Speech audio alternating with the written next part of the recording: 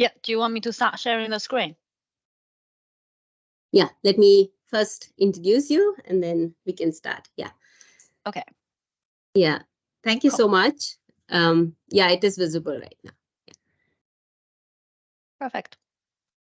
Yeah, so we have with us here today Dr. Dong Liu. She's currently an associate professor at the School of Physics, University of Bristol, and lead of the materials and device theme there. She's also the head of the experimental mechanics of advanced materials group. And I met her actually when she was at Oxford before, the first time. So she joined the University of Bristol as lecturer in July 2018 from the Oxford University, where she held an independent 1851 Exhibition Royal Commission Fellowship and also an EPSRC postdoctoral research fellowship. Dr. Liu was also awarded a junior research fellowship at Mansfield College while at the University of Oxford. Dr. Liu is actually set to rejoin the University of Oxford as an associate professor in engineering science department and tutorial fellow in Trinity College in a few months in July 2024. She's published lots of papers along with co-authoring a book with Rob Ritchie, which is called Introduction to Fracture Mechanics 2021. Several other book chapters and more than 50 journal publications in science, nature, communications, and so on. So without wasting more time, over to you, Lilly, and thank you so much for joining us today on a Saturday afternoon and talking to us about understanding deformation and fracture of advanced energy materials over multiple length scales. Yeah, thank you, Jeff, for the introduction. I hope, as I said, I hope the screen, if anyone couldn't hear me or see the screen, just give a shout. Thank you very much for the nice introduction. I met Jeff probably more than 5 years ago. I'm currently, as I said, and I did my PhD and postdoc in Bristol, mechanical engineering, and I moved to Oxford for 3 years in materials. And then I was hired in School of Physics in Bristol and then now back to Oxford in engineering science. I always use this example when some earlier career people saying, oh, is it okay for me to transfer a different area? I usually say yes, because I found going through mechanical engineering, materials, physics, and that gave me lots of inspirations about my research across different areas. So for people who don't know, that lots of people constantly ask me, where is University of Bristol? It's actually in the southwest of England, and it's about 2 hours drive to London. It's about an hour and a half to Oxford. This is kind of the relative geography of the two places. And there's a joint nuclear research hub between Bristol and Oxford, and that's housed at University of Bristol. So for my group called Experimental Mechanics of Advanced Material, called EMAM, that's kind of the students I have and students and postdocs I have, and all here have several research fellows, and they're all kind of funded by various funding, UK Research Council, EPSRC, ITRC. Also, I got some US Department of Energy funding, and also with various companies. So who do I work with? My group is experimental based group, and we work in 3 main areas. Semiconductor, so these ones is on power electronics, which I'm not going to talk too much about today, but I did hear my talk at in Atlanta in ICF International Conference on Fracture.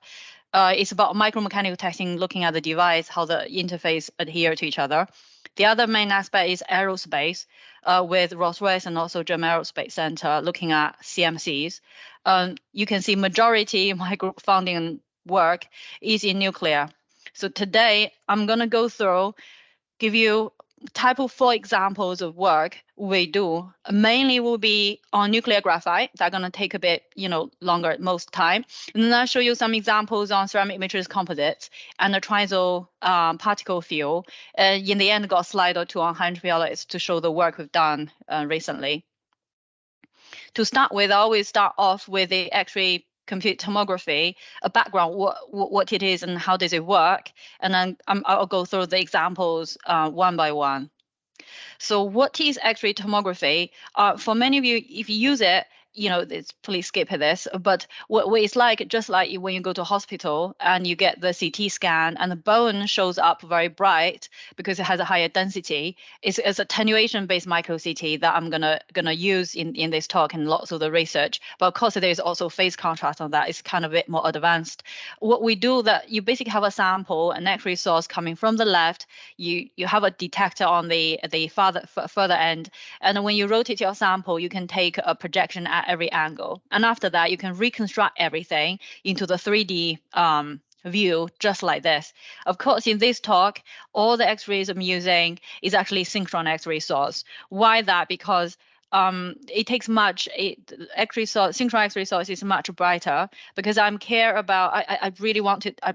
Look at the deformation of fracture. I want to see how a crack grows in the material under load. If you spend that.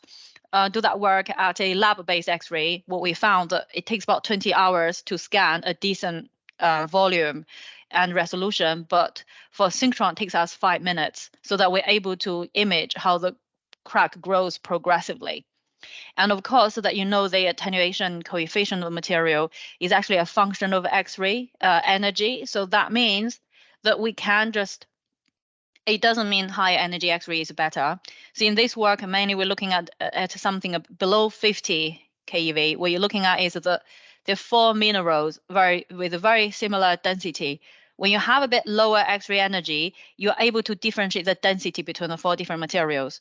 So that's what we look at graphite, silicon carbide in the low density material in this work.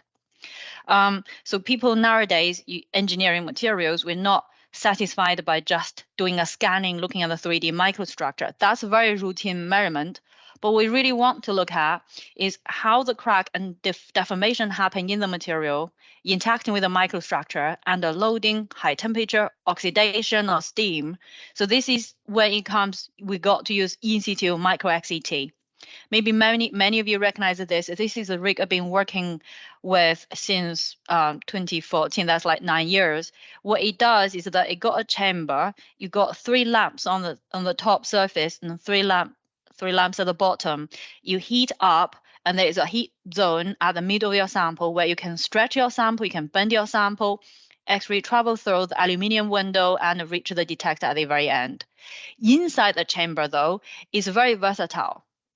For example, we can do tension, you can do bending, and the bending can put notch in it. You can see how the crack grow in the at the tip. We did look at some higher density materials that we had to use this thing called vertical 4-point bending design because X-ray can't travel through the long end of the material because it's density. So for this way, we use X-ray tomography or X-ray mainly X-ray tomography. If it's outside, you can look at DIC to look at the surface strain. I start off with nuclear graphite. So why graphite is important to us is that because in the UK, there are many nuclear reactors, and each of the power station, they are a twin reactor, and they use over 1,000 tons of graphite in it.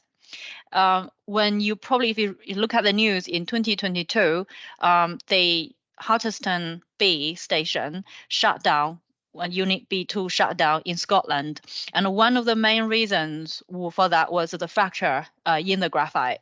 How graphite look like in it is this. So in a nuclear reactor, the UK's advanced gas cooled reactor called AGRs. And inside here, you do have a graphite core, and you're looking about 10 meters across. And each of these are all graphite components. And they were about 1 meter tall, 0.5 meter in width, in diameter, and it's hollow in the middle. In these circular ones, you put in the nuclear fuel rods, and these ones, the square ones, you put control, like boron rod, to control the power output. Because of the gradient of radiation damage and also thermal gradient, and also that you stack another layer on top of each other, there should probably about 10 layers. So the graphite core component at the bottom naturally carries more weight than the ones on the top. So because of various reasons, there will be cracks at the K-way root, like the sharp corners. So this is where once it's fractured, you can't replace it anymore. And every time I think when I talk about nuclear graphite, people think that's something fancy graphene, but no, it's not. It's actually just down to earth engineering component.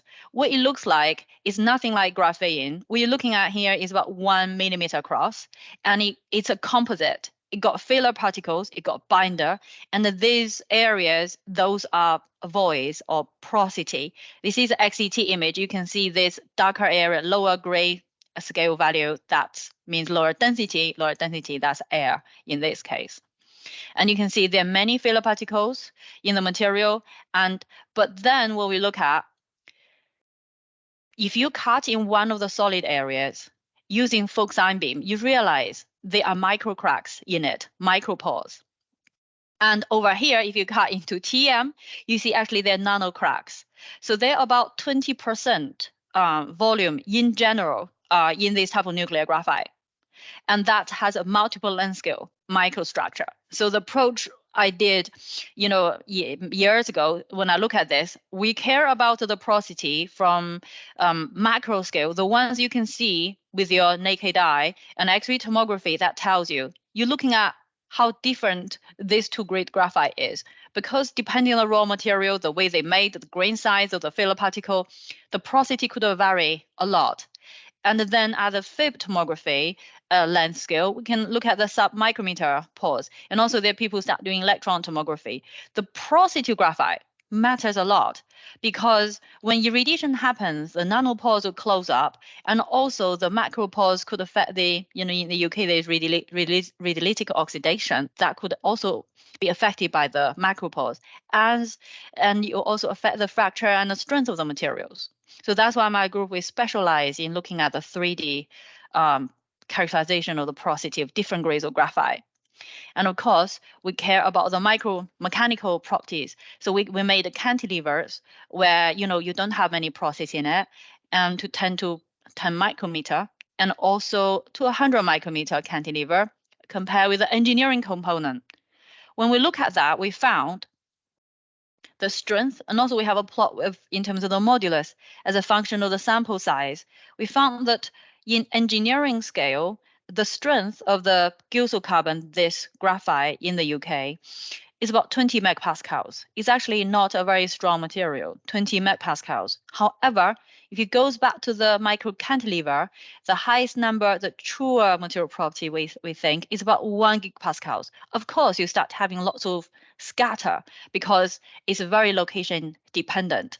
But there is, in general, if what we did was that we can take the truer material property, if we know the porosity structure, and actually we were able to predict the similar order magnitude of the flexural strength. And that was a collaboration with Delft University, where I used their concrete civil engineering type of model. So that's kind of the concept. In the end, all this work I showed just now, they were at room temperature. So people argue that graphite works at high temperature. Can you look at the high temperature property of those? So those we use actually tomography, diffraction, spectroscopy, and also with NPL on this ETMT. So I'll show you some interesting examples from the X-ray tomography side. So this is what the equipment, again, now it looked like. We had a beam with a notch in the middle, 3-point bending, and inside how we mounted the sample, where you take a lamp out and you can kind of load the sample over. And this is what the equipment operates at 1,000 degrees C. For this example I'm showing here, we did room temperature, 650, and also 1,000 degrees C. How do we measure the crack? Is that before we do the reconstruction of X-ray tomography images, we're able to see projections of the sample. You see, that's the notch, that's the roller, and as you apply a load, we started seeing something happening ahead of crack tip, and then we stop the loading there. We do X-ray tomography scan. As we load it up, we started seeing something branching out. You see, for example, this is where the sample fractured. Between the first crack growth until the last fracture, there were several steps where we can take X-ray CT scans, we can measure the crack length and back, calculate the J or K. So that's where you get the R curves. So that's the concept. First of all, we got from this experiment, we also did testing of those beams without notches. We're thinking, what's the strength change with the temperature? At room temperature, we found about, 25-ish for this material. But with increasing temperature, the strength actually increased. So this is very counterintuitive, especially for example, if you test a piece of metals, heat it up to 1,000 degrees C, the strength is definitely not gonna increase. But in graphite, it increases. Then we look at the fracture toughness values. The room temperature values, it's a rising R curve until fracture. There is an open one, is no longer a valid point. So it goes up. When we heat it up to high temperature, it's actually you need more energy to grow the crack to the same length. So we found that for this type of graphite, the high temperature strength and toughness both increase with the temperature. So how does the fracture toughness increase? So because we took X-ray tomography scans at each loading step, we're able to see exactly what happened each step. You can see this is the notch, and as it goes, the crack grows here, but instead of going straight through, it got deflected at the filler particles and the cracks, and it goes that way. That's why you kept needing more load or more energy to grow the crack further. And later on, we found that there are 3D little bridges formed behind the crack to holding the crack together. So these type of things is, for example, we had tens of thousands images. We've gone through those. We're able to kind of summarize for the first time the toughening mechanism of gilso carbon graphite at 1,000 degrees C. These things, the images weren't available before our experiment. We found the filler particles could deflect the crack, and there will be micro cracks and the parallel cracks and bifurcation. And then we also put those in theory. So the question people think, since the UK nuclear graphite reactors are shutting down, what's the point of studying this? So the key thing is, there are many different new grades of graphite, different from the gilso carbon in the UK, being used now for the generation 4 reactors. Let me show you a picture here. So this is called T220. For graphite, they have different names. This is 1,000 degree room temperature. That's another grade of fine grain graphite for generation 4.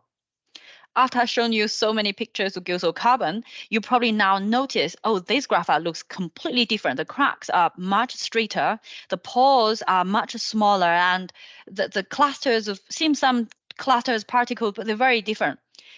So that's exactly the point. We just got a paper accepting carbon that is saying these fine grain graphite, they have finer pores, higher strength, which is good for stopping molten salt infiltration. However, they have much less damage tolerance in terms of crack growth. And for example, this is the gilso carbon graphite. The cracks links up with the pores and tortuous. And these ones are the crack from fine grain graphite. They're very straight, like very brittle material. When we look at the strength of these materials, for example, these ones are the gilso carbon data. As I said, the strength are much higher for this fine grain graphite. And the increase of the strength with the temperature is about 12%. This one we tested to about 1,000 degree and 1,100 degree over here. And for the other fine grain, it's about 10% increase as well. But for gilso carbon back then, we had a 30% increase. So it has an increase in strength is a good thing, because it means that if you test your sample at room temperature, that's a conservative value. So, you just don't need to worry too much about high temperature. Look at the damage tolerance of this material. The background here, that's just the gilso carbon data I showed you. And this now you can see the crack grows very short, like a quarter of the ligament B before it fractures. It's much less tolerant to damage. The question we ask was that, so why there is an increase in strength? So why does the graphite strength increase with high temperature? So that goes back to exactly what I said in the beginning. It took us a bit thinking, but when we got the point, it's actually quite straightforward. At the TM level, the nanoscale, we had these nano cracks. Where the nano cracks, how they formed was that when you cool down from graphitization temperature about 2,800 degrees C, so the C plane shrinks more, so that's why the lenticular, the sharp cracks formed at the basal plane of this hexagonal structural graphite. And when you heat it up, these nano cracks closes. They wouldn't close completely, but the residual stress is relaxed with temperature. So that's why the strength increased a little bit. And to quantify that, we did try to do TM heating up, but when you have a TM foil, the constraint is different. So the closure and everything you can't representing the bulk properties and the behavior. We did something is use an indirect way. We use Raman spectroscopy, and we mapped the surface in terms of the crystallite, the G-band shift that tells you about the residual stress variation in the material. This one looks very colorful. That means there's lots of stress variation in the material at room temperature. However, when we heat it up to 800 degrees C, everything's smoothed out. We did measurement on many locations, the same conclusion came together. So also we calibrated the G-band shift towards exact number of the residual stress using a dynamic cell, which means you put a ruby grain, a piece of graphite, 2 bits of diamond, squeeze them, and use a laser shine through the diamond. You can see how much the graphite G-band shift with the pressure. We quantified the relaxed stress. It's about 200 to 250 megapascals when we heat it up to 800 degrees C. And that is about a fifth of the true strength of the material at nanoscale. So that means because of the relaxation of this stress, actually potentially affected the strength and the fracture behavior at high temperature. However, this experiment, the data here is on gypsum carbon. In this fine grain graphite, we found room temperature 800 degrees C. The data in terms of the stress variation are more or less the same. We did a histogram analysis. There's not much change. So we think that because of the lack of relaxation residual stresses, so that's why the strength of this material did not increase much with the temperature. They're quite different fundamentally. When we do this type of X-ray tomography, that we didn't just say, oh, we observe, we just watch, look at the cracks with our naked eyes. We have a quantitative way using digital volume correlation analysis. So they used to be, it's just like the DIC. You got speckle pattern and you correlate the deformed to the undeformed one. You can do the local analysis, but also now we're mainly doing this called a global approach, like in an FE mesh, you can calculate the continuous distribution of the strains. Displacement, you convert that into strains. For example, if you do the 3-point bending test, at the bottom line, this is tensile strength. What you can do in the DVC, you can calculate the tension and the compression, and you can draw a line across. You can see exactly how the strain varied from the neutral plane all the way to the tensile surface. So we wondered, for this fine grain graphite, are there much nonlinearity at all when towards the tension? So we found that there is not much.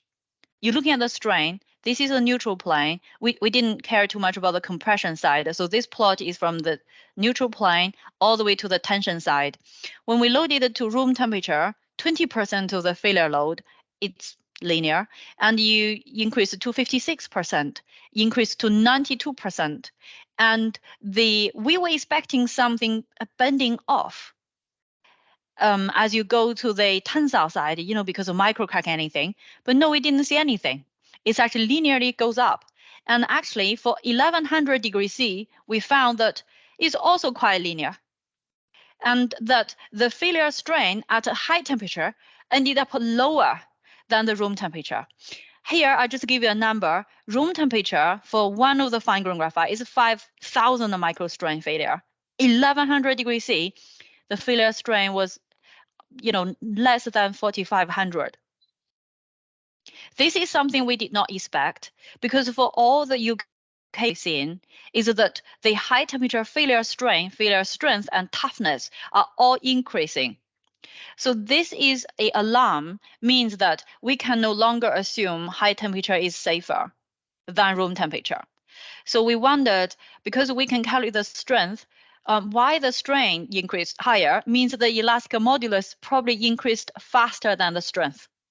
We haven't been able to measure the elastic modulus. Well, it's a 3-point bend. Maybe there should be more experiments looking at uniaxial tension, just stretch the samples at different temperatures, whether you can measure the modulus increase. Why increase faster than strength? we don't know. So this is where our work stopped.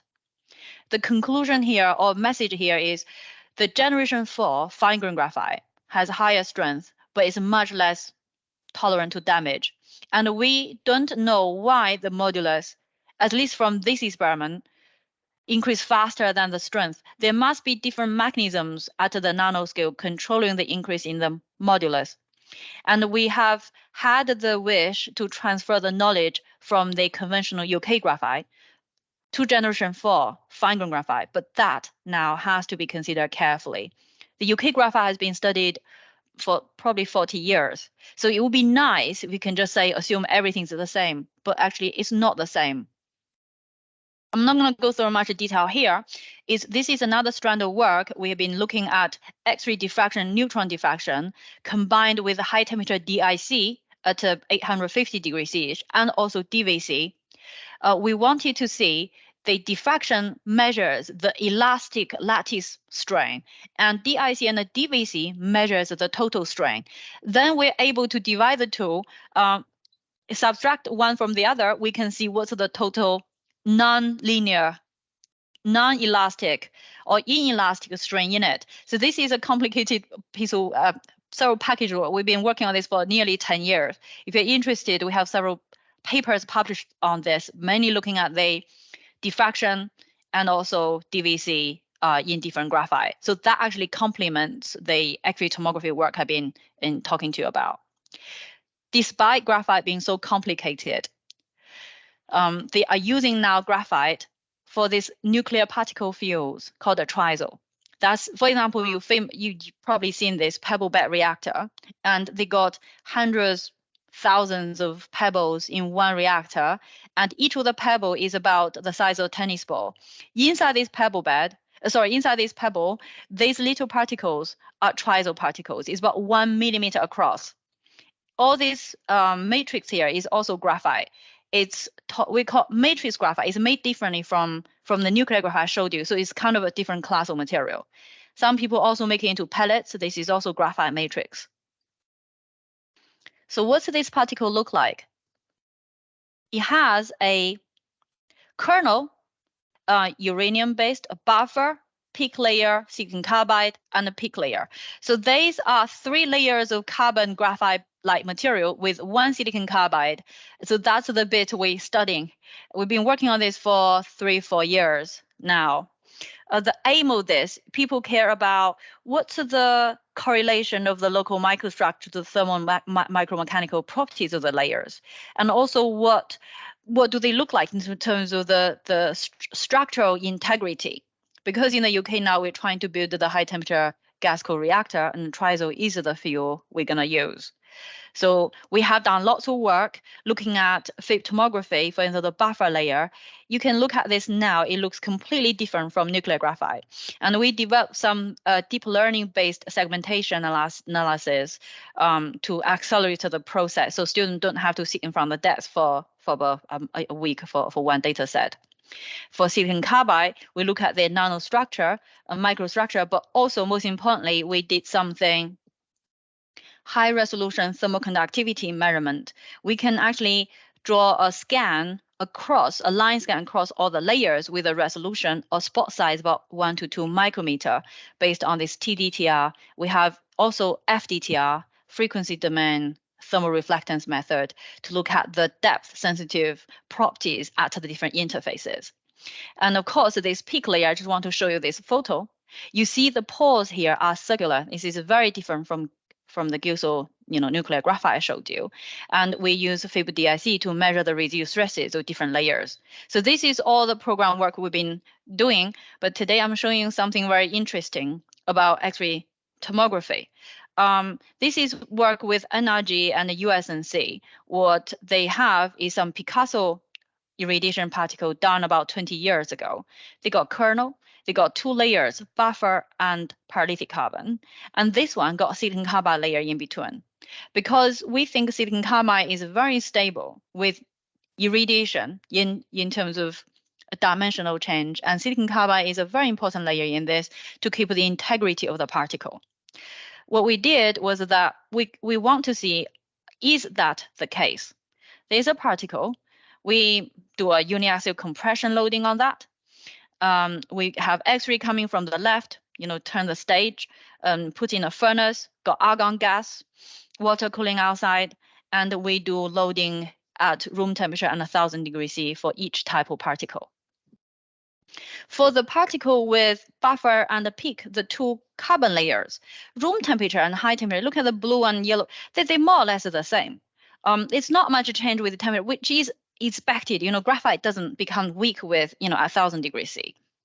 The one with the silicon carbide somehow at 1,000 degrees C did not behave as expected, that the load, maximum load, actually dropped to half for the room temperature one. So this is where got us all, interested. What happened? So if I look at the one with the two buffer layers, two carbon layers over here, at room temperature, everything just bursts into pieces. The kernel stays there, everything detached at the interface. So the same particle at 1,000 degrees C, again detached at the kernel coating interface, it just held itself together. You can say it's a bit more ductile fitted. It's one dominant crack, did not fragment into pieces. However, the one with the silicon carbide, you see, when you compress it, the crack gone across the buffer layer, some detachment in the interface, but the others within the buffer layer, with a silicon carbide. So it's a different failure mode. So this is what we look at in 3D. There are 4 cracks. There's 3 uniformly distributed cracks across the particle, just fractured. And then for the one 1,000 degrees we found, the crack entirely gone inside the buffer particle at the silicon carbide interface. So the deformation mode or the failure mode is completely different. In the end, we had one dominating crack. So this kind of explained that yes, silicon carbide is strong, but actually the crack gone through the buffer. So that's why the strength wasn't as high as you wanted. After this experiment, we realized that you can't consider the coating layer individually separately. You must consider the interactions and also the interfacial strength. And also we needed to look at the material property at high temperature, 1,000 degrees C. That's something we did in situ indentation of silicon carbide at 1,000 degrees C. This paper is just sent for review. And also we must know a method that we're able to measure the indentation, the local property, the different layers reliably. So this is some ASTM standard work we've been doing with USNC and the Canadian National Laboratory. Because there's no such standard exist yet for triazole properties. Also, we realize, this is different polishing, looking at the roughness. So we're trying to do a large range of work. So we also look at the reduced stresses. We did a FIB DIC on this. People ask me, why don't you do diffraction or Raman spectroscopy? Because with neutron irradiation, a lot of the diffraction peaks actually got broadened, and the reference of the free residual stress reference is always difficult to find. FIB DIC doesn't have the problem, and we're looking at 5 micrometer across. And we have been continuing looking at the thermal conductivity, the heat conduction from inside, outside, and also looking at can we use the tool to look at a crack for quality assurance in these particles. It's a lot to work with graphite and triazole, but I think they link up together. The key thing there is they are different materials. We cannot assume the graphite matrix in triazole will be the same as gilso carbon. So that's why when we started the program, we thought going to get everything sorted within a year, but actually still ongoing now. It's continuing for another 5th and 6th year. This one is CMCs. I'm not going to talk too much detail to just show you some pictures. What did we do? Silicon carbide CMCs, we're mainly looking at accident tolerant field cladding. So what does it look is you use silicon carbide woven composite, and outside you have a coating layer. Internally, that's where the uranium pellets being wrapped during fission a reaction. There will be internal pressure. So we wanted to see with this condition, how does the crack growth, forms on the coating, or how does it work with the composite? So what we did, we do a searing compression. We compress it.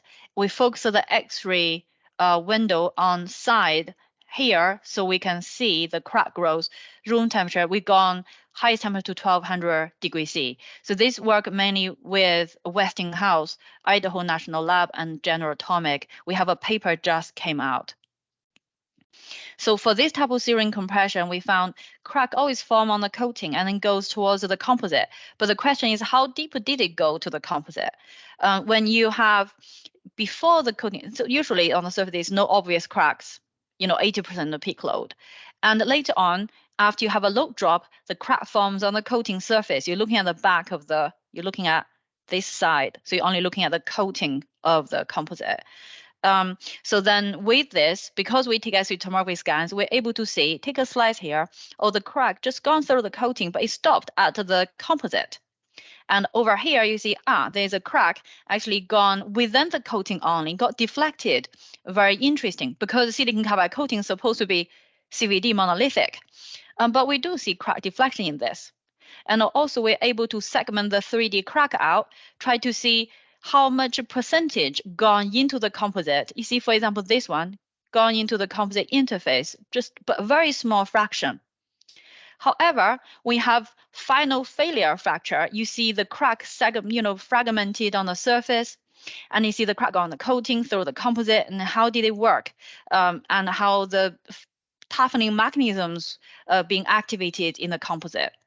By doing this, we're able to summarize, in the beginning, there's a linear stage at the first load drop in this type of composite. It's always coating crack, but there's no penetration to the composite. As you go further, the coating cracks and everything forms simultaneously. So this is something I wanted to flag out, because many people know the CMC failure mode process. They said you loads up and there's matrix cracking and it goes like that. But that's the ideal mini composites under tension. The key message here is that the failure mode in CMCs with the coating or with different designs, it varies with the microstructure and the loading configuration. So you can't assume or one failure process applies to all. So that's exactly the key message. When you look at different woven pattern, braiding patterns, the cracks will be different. And also when you look at 2.5D CMCs, sometimes ox, and that's a completely different story. So just wanted to bring over the failure process of these composites. You must look at it separately. And also, especially trying to do modeling of this, you need to know what you're modeling. So the last, got 2 slides on high entropy alloys. So this work is really building on Professor George and Professor Ritchie's work. What they found was that, for example, the 5-element high entropy alloys, that with decreasing temperature, the strength actually increases. Naturally, the toughness increases. They found, twinning actually happened at lower strengths at lower temperature, but was activated. So that's why you're able to delay the necking and, increase the uniform hardening area. So for the 3-element high entropy alloys, they found actually it went even better. So back then, they did testing at 77 Kelvin, and they predict that, okay, if we decrease the temperature, the toughness may be even higher. But after that work, they were looking for people to do the test for many years, and they without much success. But here, as Jaya said, back then I was in Oxford, and I think I can do the measurement, I can do the test, I got the equipment, and it just takes a bit time to figure out, what's the geometry of the CT sample. So that's what we did. This experiment took me and my postdoc 3 years to complete the experiment. We designed the copper beryllium grips. The reason for this is that for the rig we have here, the helium, you can't put the sample directly in helium because we need the clip gauges and the thermocouple measure the sample temperature. When people do Sharpie test, usually they can't just soak the sample in helium, they knock it, that's it. But CT sample, you need something more controlled. So that's why we needed material conductive enough as the gripping material, but also strong enough So doing a survey of that, narrow that down to copper beryllium, and copper beryllium is not easy to machine. So that was very costly, and we need to use specialized labs, and also designing the pin size, the sample size. It took a bit back and forth, but we found that the 3-element called, material, medium and triple Li, that with temperature 20 Kelvin actually showed the highest toughness on record. And we have also done a range of TEM at Berkeley to see the different mechanisms is stacking fault nanotwins. And also there was a conversion transformation of HCP phase. But HCP, we did this with in situ neutron diffraction because the rig I mentioned is at the neutron beam line. The transformation to HCP wasn't much, which makes sense because if otherwise become more brittle. So the neutron diffraction did not detect that, which actually you can estimate a very lower percentage of the transformation. So currently we found, 3-element alloy got a crack growth toughness over 500 megapascal square root meter. So yeah, I just hope this actually showcased kind of the methods I use to look at different materials in my group in nuclear, aerospace, and also some, interesting materials like high entropy alloys. In the end, I want to do a bit advertising. We now confirmed we're going to host the HTCMC conference in San Diego, 12th. So led by Amjad from NASA, and also this JF-MAT 3. So if you're interested, please do send your people over. Or if you're interested in proposing a particular symposium, please get in touch. And also a range of other conferences that I have symposium in ICAC, TMS, and also CMCE in August 2024, and also ICC in Canada in 2020. So if you're interested in or attending this, please let me know. Thank you very much for your time. Thank you. Thank you so much, Dr. Dong Liu, for a fantastic presentation. I must mention that for all the prolific work that she's been doing over the years, she was awarded the Constance Tipper Medal, if I'm right, at ICF 2023. And I'm sorry I missed mentioning that in the beginning. But many congratulations to you for that. And I think there Thank you, Ja. I think you should get the next one. In saying that, thank you. Thank you. With that, I would like that the people who can unmute themselves can actually ask questions by raising their hands first. So the first to go is Vikram. So yeah, go ahead. Thank you. Very, very fascinating. I wanted to ask you about the graphite, what you began with. Is the crack healing you see at high temperatures, is that reversible? Or is it, if you do thermal cycling, is there a progressive deterioration of properties, or you come back to the original strengths and toughnesses? We actually did do some, because we constantly got asked that question. So we did some heating up and cooling down at room, because actually we do some of this type of heating for graphite even before the testing, because we're trying to get rid of the the moist inside of the pores. We heat it up to about 1,000 degrees C, cool it down. That did not change the strength. So it means that you're right that at least heating up to 1,000 degrees C, cooling down, is a reversible process. The closure of the nanopores could be also caused by irradiation, neutron irradiation down. But once that's closed, depending on the dose of fluence, whether you anneal the sample to the original property, there is also a threshold. So it's kind of a reversible process until A level. Thank you. Yeah, until the others raise their hands, I have a few questions of my own. Yep. Some are like practical questions. So what do you use as the fixture material for the bending at high temperatures? Because you mentioned about copper beryllium for the low temperatures for CT. Yeah. So the high temperature ones, we use Inconel. For example, the 3-point bending, the metal bit, that's Inconel. And then we have alumina rollers. Alumina rollers, is it? Okay. Yeah, alumina rollers, exactly. Sure. So the diameter, you can get different diameter alumina rods. Yeah, so for ours, it's about 3 millimeter diameter, those rods I for see. that. Yeah. I see. And in the graphite material that you were talking about, is it made into a bulk composite by fillers and binder, I suppose? Yeah. And so what is the filler and binder that you use? And is it all burnt away when you sinter it, or is it still there? Yeah. Could you still see my screen? Let me show you that process. That's a very good question. Actually, that's a very good question. So, do you see this screen here, the manufacturing route? Yeah. Mm. Yeah, it went You pretty see what? quickly. So yeah.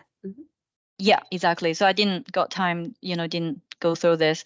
So what happens is that, the Gyusu carbon graphite in the UK, they mine the binder from a coal mine. They mine that I think, part that from Utah in the US. So that's something called gilsonite coke. And then what they start with, the calcination, and then they grind it up into the right size. What you're looking at here, that's about 0.5 millimeter diameter, but you see there are smaller bits. So then they mix that with the pitch. Binder is really coal tar pitch in this case. Then you can mix it, cool it, then bake it. Usually you have very large billets, meter to kind of that size. So the challenge, or why there's still work to do, this UK graphite cannot be reproduced anymore. It's gone because the mine has dried. So that's why for the next generational reactors, people are using different raw materials. They use different coke, different pitch. Sometimes it's a petroleum coke. So that's why it's very area dependent. For example, the Japanese graphite is IG-110. They use some their source, and the US now, I think in the last couple of years, they have an NJMP graphite. They selected 5 to 6 different graphite, some from Japan, some from their local source. They're trying to make their own graphite, but they're comparing across different types of graphite to make sure they have the right properties. Because once you change this, the basic property like strength, modulus, thermal conductivity, expansion, all changes. But most importantly, this raw material affects the properties after irradiation, neutron irradiation. So that's something that's why they put some of the new design graphite into a test reactor to see their neutron behavior. That's a very expensive experiment to do. Yes. Yeah. Thank you. Yeah, that explains. Yeah.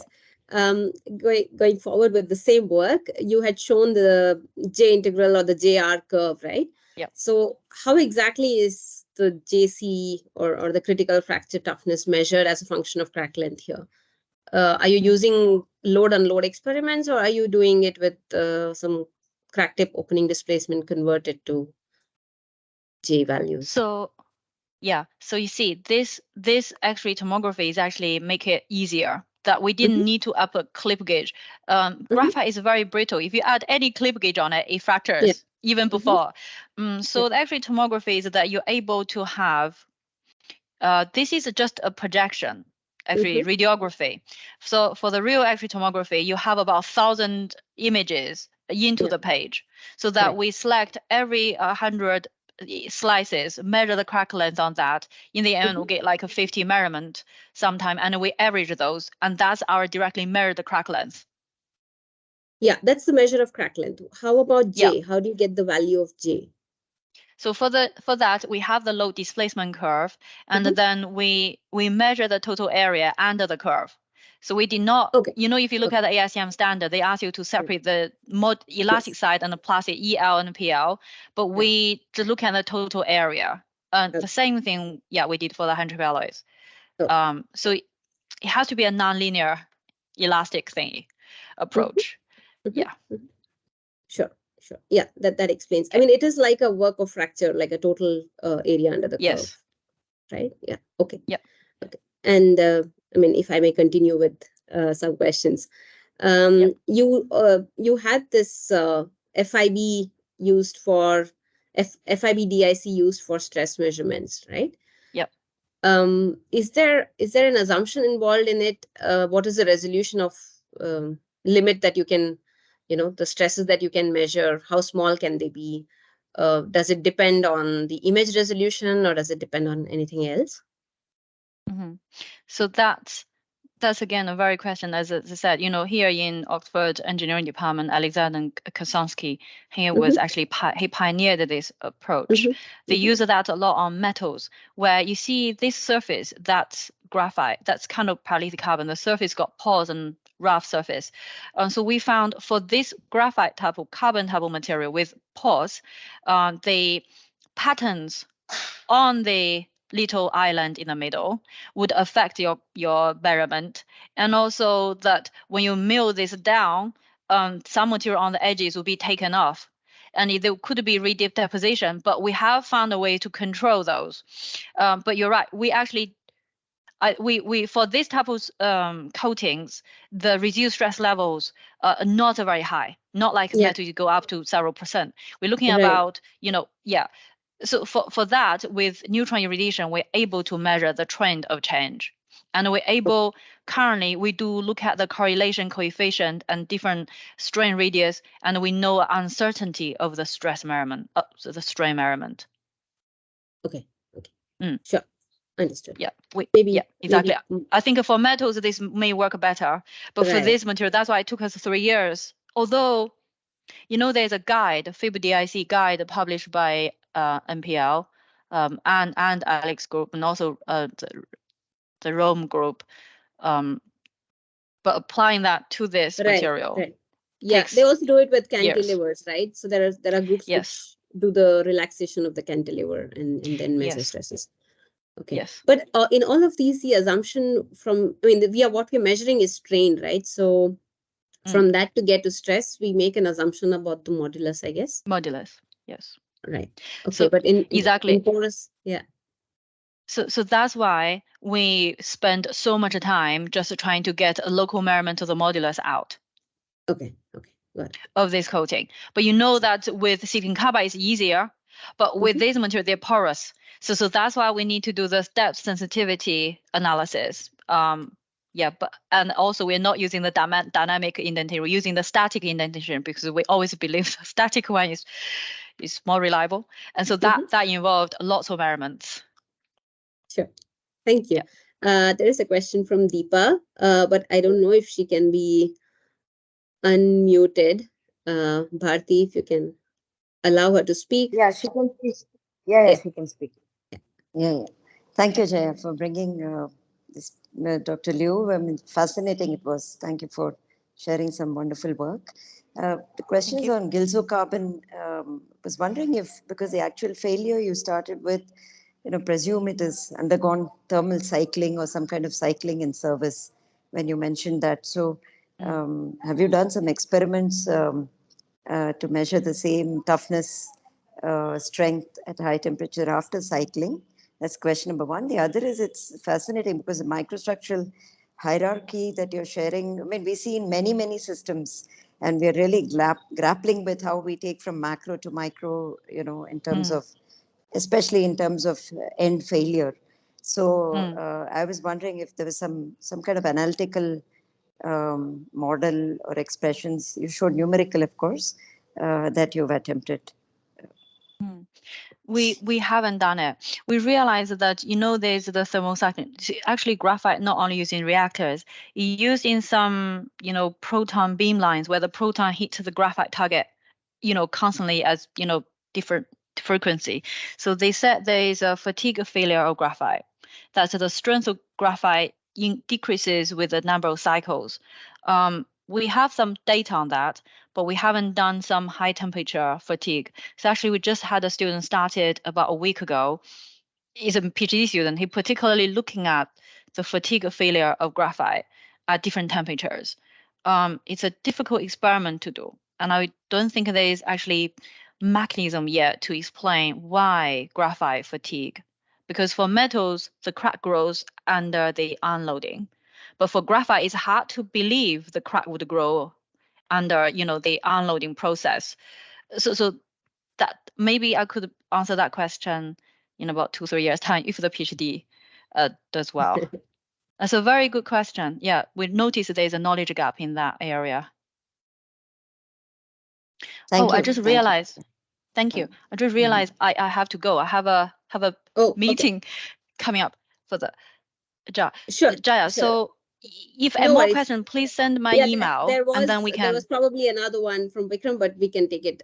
We can Oh mail yeah, it to you. Vikram, we can talk another time. Yeah. Yes. Yeah. Thank you Okay. so much, Thanks very much. Lily. Yeah. So for spending an hour or a little bit more actually with us, and it was really heartening to see all the different kinds of work that you do. So we will catch up again. Thank you so much. We'll catch up again. And thanks Yeah, to all thank the you for audience inviting who me. participated. Yeah. Okay. Thank you very Bye-bye. much, guys. Bye. Yeah.